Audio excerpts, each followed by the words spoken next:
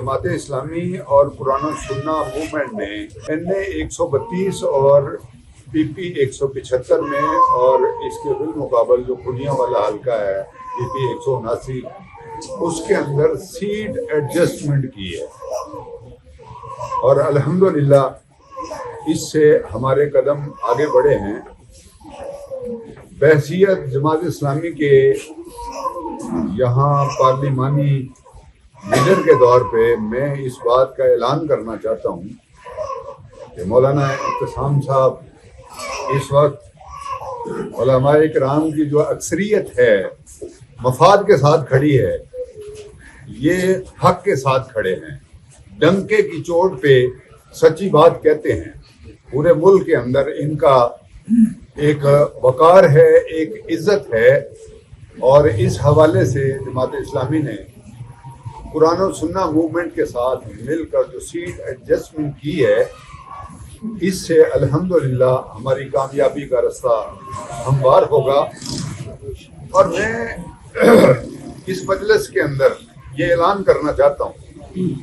کہ اگر طاقت ہمارے ہاتھ میں آتی ہے، اگر ہم جیت جاتے ہیں، تو اس ملک کے اندر نظام اسلام کو نافذ کرنے کی جدوجہد تیز ہوگی۔ اس ملک کے اندر قرآن و سنہ کا قانون نافذ کرنے کے لیے جدوجہد تیز ہوگی۔ ہم انشاءاللہ حق اور صداقت کی بات کریں گے، عدل اور انصاف کی بات کریں گے، جو ہمارے ملک کے اندر ناپید ہوتا جا رہا ہے۔ یہ سچی بات یہ ہے کہ دنیا کے اندر عدل و انصاف قائم کرنا یہ علماء حق اور ان لوگوں کا کام ہے جو قرآن اور سنت کے اوپر یقین رکھتے ہیں، لیکن اس وقت زیادہ لوگوں کی توجہ جو ہے وہ ہے مفادات کے اوپر۔ ہم اللہ کے حکم سے حق اور صداقت کی آواز کو بلند کرتے رہیں گے اور ہمارا قدم آگے بڑھے گا۔ اس ملک کے اندر انصاف آئے گا، اس ملک کے اندر عدل آئے گا، اس ملک کے اندر روزگار آئے گا، اس کے اندر امن آئے گا، اس کے اندر خوشحالی آئے گی، اس کے اندر زیادہ بہتر زندگی آئے گی، اس کے اندر جو ہسپتال ہیں وہ اپنا فریضہ انجام دیں گے، اس میں اسکول کالج یونیورسٹیاں اپنا کام احسن طریقے سے کریں گی، اور لوگوں کے لیے اچھی زندگی کی ضمانت ہوگی۔ اگر جماعت اسلامی اور قرآن و سنہ کے موومنٹ کے لوگ جیتتے ہیں تو اللہ کے فضل و کرم سے یہ معاشرہ اچھائی کی طرف بڑھے گا۔ تو میں اس مجلس کو ایک مبارک مجلس قرار دیتا ہوں، جس کے اندر اسلام کے اوپر یقین رکھنے والے لوگوں نے ایک دوسرے کے ساتھ محبت اور تعاون کا عزم کیا ہے، اور اس کا نتیجہ ملک و قوم کے لیے انشاءاللہ بہتر نکلے گا۔ میں اسی بات پہ اپنا اختتام کرتا ہوں۔ ہمارے قائد محترم علامہ ابتسام صاحب موجود ہیں، میں چاہتا ہوں کہ زیادہ گفتگو وہ کریں اور اپنی بات، اپنا پروگرام آپ کے سامنے رکھیں کہ ہم کیا کرنا چاہتے ہیں اور ہمارے کام سے ملک و قوم کو کیا فائدہ ہوگا۔ وآخر دعوانا الحمدللہ رب العالمین۔ نحمده ونصلی علی رسولہ الکریم۔ بسم اللہ الرحمن الرحیم۔ والذی ارسل رسولہ بالہدی ودین الحق لیظہرہ علی الدین کلہ۔ حضرات گرامی قدر، یہ مجلس یقیناً ہر اعتبار سے بابرکت ہے کہ اس میں اللہ تبارک و تعالیٰ کے دین سے محبت کرنے والی دو جماعتیں انتخابی عمل میں ایک دوسرے کے ساتھ مکمل طور پر ہم ہونے کا ارادہ کر چکی ہیں۔ ملک کے دینی طبقات سے بالعموم اور جماعت اسلامی سے بالخصوص کم از کم 15 برس سے میرے دینی معاملات میں، سیاسی معاملات میں تعامل چلا آ رہا ہے۔ پچھلے الیکشن کے اندر بھی بلا شبہ پروفیسر راؤ اختر صاحب نے میری کمپین کے اندر نمایاں کردار ادا کیا، اور ہر مقام پر دینی طبقات کو بالعموم اور جماعت اسلامی کے دوستوں کو بالخصوص میری طرف متوجہ کرنے کی کوشش کی، اور یہ متوجہ در حقیقت میری ذات کی طرف نہیں کیا تھا، بلکہ اس سلوگن کی طرف کیا تھا جس سلوگن کو لے کر میں اس حلقے میں آپ کے سامنے آیا تھا۔ الحمدللہ مجھے بڑی خوشی ہے کہ آج یہ اشتراکی عمل جو ہے فقط تعاون سے آگے بڑھ کے باقاعدہ ایک انتخابی اتحاد کی شکل اختیار کر چکا ہے۔ قرآن و سنہ موومنٹ کے معاملات پوری ملک کی سطح پر اس نوعیت کے تھے کہ انتخابی عمل کے حوالے سے رجسٹریشن کے معاملات میں بعض تاخیر کا ہم شکار ہوئے، لیکن الحمدللہ آج تمام کے تمام آبجیکشن جو ہیں وہ رفع ہو چکے ہیں،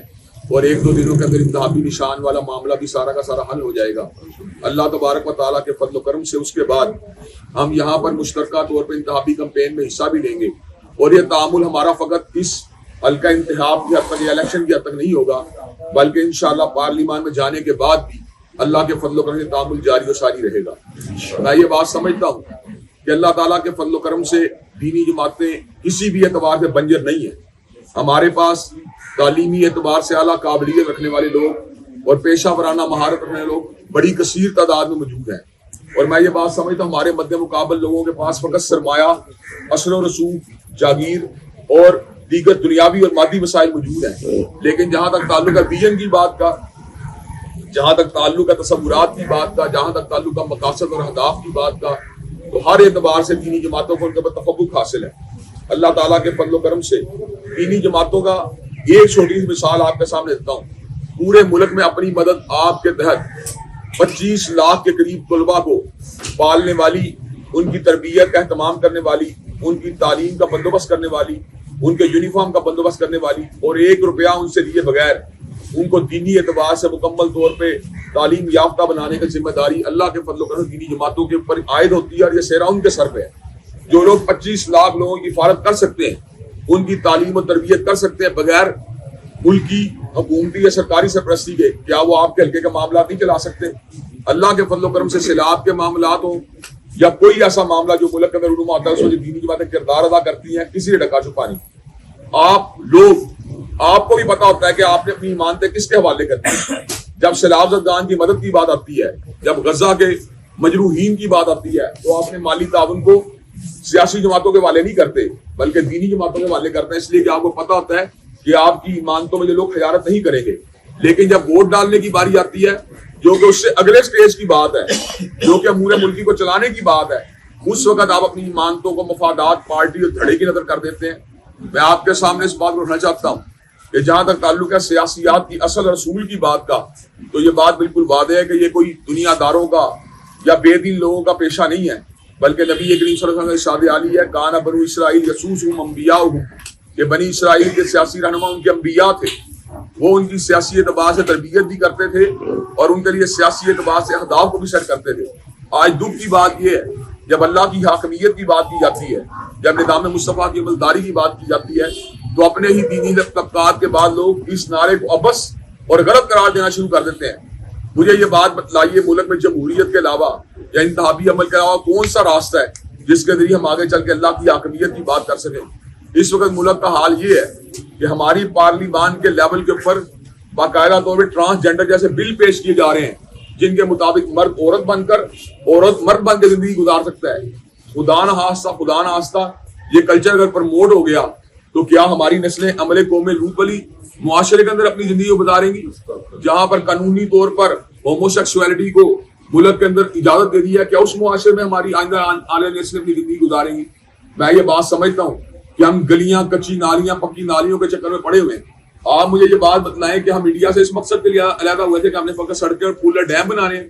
حالت اس وقت یہ ہے انفراسٹرکچر کی کہ پاکستان کے اندر بھی بزنس کالج موجود ہیں، لیکن احمد آباد کا بزنس کالج رینکنگ میں برے صغیر کا سب سے بڑا بزنس کالج انڈیا کے اندر ہے۔ پاکستان میں بھی انجینئرنگ یونیورسٹیاں موجود ہیں، لیکن بنگلور کا IIT جو ہے وہ پورے ریجن کے اندر سب سے زیادہ انجینئرنگ کے فیلڈ پہ پیش قدمی کر چکا ہے۔ اگر دنیاوی ترقی کی بات کریں تو پھر تو ہم نے کچھ بھی حاصل نہیں کیا، لیکن میں یہ بات سمجھتا ہوں پورا ملک اگر ایک نالی کی شکل اختیار کر جائے اور یہاں پہ نظام مصطفیٰ کی عملداری ہو تو ہم نے کچھ بھی لوز نہیں کیا، اور پورا ملک پیرس بن جائے اور یہاں پہ اللہ کی حاکمیت نہ ہو تو ہم نے کچھ بھی گین نہیں کیا۔ یہ وہ بات ہے جسے اپنے ذہنوں کو ہمیں اتارنے کی ضرورت ہے۔ اللہ کے فضل و کرم سے اگر آپ ہمیں ووٹ دیں گے، حرمت رسول صلی اللہ علیہ وسلم کی بات ہو، ختم نبوت کی بات ہو، اس ملک کے اندر نظام زکوٰۃ اور نظام عشر کی بات ہو، آپ کے حقوق کی بات ہو، آپ کے ساتھ ہونے زیادتیوں کے ازالے کی بات ہو، ہم بھرپور طریقے سے انشاءاللہ آواز کو اٹھائیں گے۔ اور جہاں تک تعلق ہے اس بات کا، آپ کے جو یہاں کے لوکل مسائل ہیں، تھانہ کلچر کے مسائل، اللہ کے فضل و کرم سے ہم بھی، پروفیسر راؤتر صاحب بھی، ایوب حبر بھائی بھی، یہ سارے کے سارے مسائل ہم آلریڈی حل کر رہے ہیں۔ درجنوں کیسز الحمدللہ ہم نے 5 سالوں کے دوران تھانہ کے اعتبار سے مظلوموں کے ہم نے حل کیے ہیں۔ انشاءاللہ سلسلہ آئندہ بھی جاری و ساری رہے گا، لیکن زیادہ بڑی بات یہ ہے کہ کہ اللہ کی حاکمیت اور اللہ کے قوانین کو جو ہے اس کو یقینی بنایا جائے. کتاب و سنت کی عملداری کی ہمارے آئین نے ضمانت دی ہے، لیکن 75 برس گزر جانے کے باوجود بھی شراب کی بھٹیاں کھلی ہوئی ہیں. لاہور میں، ساہیوال میں، پتوکی میں، اس کے بعد حیدرآباد میں، پنڈی میں، کراچی میں بازار گناہ کھلے ہوئے ہیں. مجھے یہ بات بتلائیے کیا اسلامی جمہوریہ پاکستان میں اس بات کی کوئی گنجائش موجود ہے؟ کوئی گنجائش موجود نہیں. لیکن یہ سارے کے سارے معاملات اس لیے ہو رہے ہیں کہ اسمبلیوں کے اندر اور قانون ساز اداروں کے اندر وہ لوگ بیٹھے ہوئے ہیں جو اباحیت پسند ہے، جو سیکولرزم اور دہریت کے حامی ہیں. انشاءاللہ اللہ تعالیٰ کے فضل و کرم سے ہمارے اکابرین نے جو ہمیں ویژن دیا تھا، ہم نے اس کو آگے بڑھاتے ہوئے اس ملک کے اندر جو ہے نظام مصطفیٰ کی عملداری کے لیے ضرور کردار ادا کرنا ہے، اور اسی کے لیے ہم نے آج تک تعامل کیا ہے. اور اللہ کے فضل و کرم سے، اللہ تعالیٰ کے فضل و کرم سے، ان ینصرکم اللہ فلا غالب لکم، اگر اللہ تعالیٰ نے ہمارے گناہوں کو معاف کر دیا اور اپنی مدد کو ہمارے شامل حال کر دیا تو انشاءاللہ پھر بت ٹوٹ جائیں گے اور برج گر جائیں گے، اور یہ بات سمجھ میں آ جائے گی. فیصلہ وہی ہوتا ہے جو اللہ تبارک و تعالیٰ کے امر سے ہوتا ہے. انشاءاللہ اس ملک کے انفراسٹرکچر کو بہتر بنانے کے لیے پہلے بھی آپ کے سامنے چھوٹے چھوٹے ماڈل موجود ہیں. مدرسوں کے ماڈل کے ساتھ ساتھ الحکمت فاؤنڈیشن کا ماڈل موجود ہے. اسی طرح آپ کے سامنے قرآن و سنہ موومنٹ کے جو ویلفیئر کے شعبوں کا ماڈل موجود ہے. ہم نے کروڑوں روپے کی امداد جو سیلاب زدگان تک پہنچائی ہے. ہم نے اللہ کے فضل و کرم سے ڈیزاسٹر مینجمنٹ میں اپنا کلیدی کردار ادا کیا ہے. اس معاشرے اس حلقے کے مسائل کو حل کرنے کے لیے بھی ہم بھرپور انداز سے اپنا کردار ادا کریں گے، اور انشاءاللہ جو ایمانت ہمیں پیچھے ڈیلیور ہوگی پوری کی پوری آپ تک پہنچائی جائے گی. اللہ تبارک و تعالیٰ ہمیں حق کا ساتھ دینے کی توفیق دے. اللہ نے قرآن میں اس بات کا ہمیں حکم دیا ہے، یا ایھا الذین آمنوا اتقوا اللہ وکونوا مع الصادقین، اے ایمان والو اللہ ڈر جاؤ اور سچوں کا ساتھ دو. تو آپ خود جج کر لیں سچا کون ہے، سچائی کی دعوت لے کے کون آیا، حق کا علم اٹھا کے کون آیا. اور ایک آخری بات کر کے اپنی بات ختم کروں گا. دنیا میں ڈیسیژن ہوتا ہے ووٹوں کی گنتی کے ساتھ، لیکن آخرت میں انشاءاللہ ڈیسیژن ہوگا ووٹوں کے بدن کے ساتھ. اگر آپ نے نیکی کے لیے ووٹ ڈالا ہوگا اور تقوی کی حمایت کے لیے ووٹ ڈالا ہوگا تو آپ کا ووٹ آپ کے نامہ حسنات میں داخل ہوگا، اور جو آپ نے سیئات کی سپورٹ میں یا غلط آدمی کی سپورٹ میں ووٹ ڈالا ہوگا وہ آپ کے نامہ سیئات میں ووٹ داخل ہو جائے گا. تو میں یہ بات سمجھتا ہوں حدیث بطاقہ نے ہمیں یہ بات سمجھائی ہے کہ اکیلی پرچی لا الہ الا اللہ والی اگر آپ کی ساری سیئات کے اوپر پانی پھیر سکتی ہے تو انشاءاللہ آپ کا جو حسنات کے لیے جو آپ ووٹ کاسٹ کریں گے انشاءاللہ وہ بھی ضرور آپ کے حسنات میں اضافے کا باعث بنے گا. اللہ تبارک و تعالی ہمیں سچائی کا ساتھ دینے کی، خیر کا ساتھ دینے کی توفیق دے، اور اس عدوان اور نافرمانی والے کاموں سے محفوظ فرمائے. انشاءاللہ شہباز شریف کو یہاں سے شکست دی جائے گی، اور یہاں پہ اللہ تبارک و تعالیٰ کے فضل سے ایم پی اے کے الیکشن کے اندر جماعت اسلامی کے بھائی بھاری اکثریت سے کامیاب ہوں گے، اور انشاءاللہ ایک نئے دور کا آغاز ہوگا. رشوت سود کرپشن سے ہو پاک میرا گلشن، ہر سو اب ہو میرے وطن میں استحکام و امن، حق پائے اپنی محنت کا ہر ایک مرد و زن، ہر تاجر مزدور ہمارا اور ہر ایک کسان، علم و عمل سے روشن روشن